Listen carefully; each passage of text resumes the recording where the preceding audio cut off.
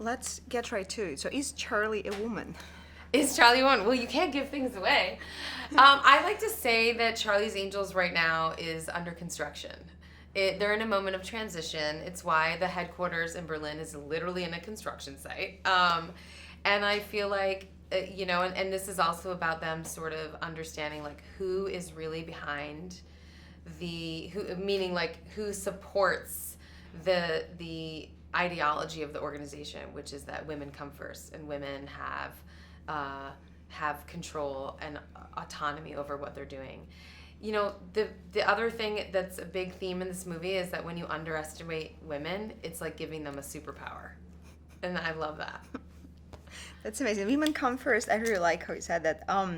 So since it's not a very typical film, women are heavily involved in all possible levels. You wear in several hats. Yes. And budget is very sizable. Why don't we see more films like this? I don't know. I mean, like Charlie's Angels was just sitting there. No one was doing anything with it.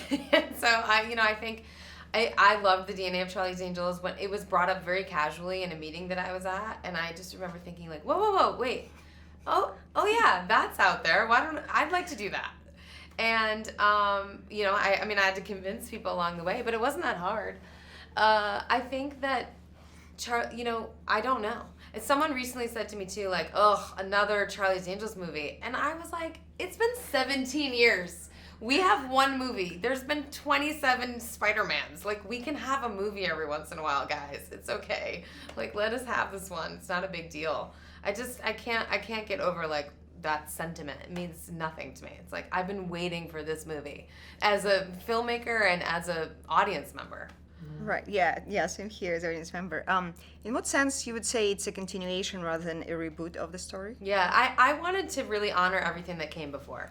I think it's important for the fans, and I also think in terms of building the movie, it's just more satisfying to feel like you're watching history, that you're that there's a real depth to what this organization is, that there was real thought and care put into the last 40 years of building the Townsend Agency from 3 private detectives in California to a global spy organization.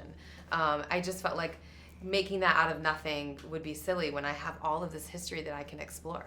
It was really amazing with all the cameos, with all the, it was just amazing, fantastic, yeah. Sorry, did all the men really deserve those grotesque, brutal deaths that that followed? Well, one very good man has a death in the movie, and he doesn't deserve it at all. And then the couple other deaths in the movie. I mean, here's the thing. I can make this really dark. Like, women are disappearing on a daily basis around the world, and no one's paying any attention. And I felt like I'd rather draw attention to that than to death. The main thing I'll say about death in the movie is that I didn't want random bad guys to die. Like, I felt like if we were gonna kill people, they had to really be adversaries of the angels. Because I don't really like action movies when it's just like, bang, bang, bang, bang, and everybody dies. I'm like, they're like faceless and nameless. I felt like everyone had to have a name and a face.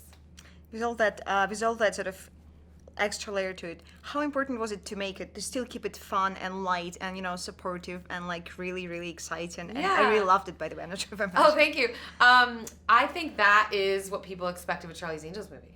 And I want to give audiences what they want. And I also love entertaining people. I think that's the reason why you get off the couch on the Friday night and pay the babysitter and, buy the popcorn, is you want to be excited by the movie and you want to leave feeling great. I wanted to imbue the movie with a sense of joyfulness and encouragement, and I hope that's what people take away from it.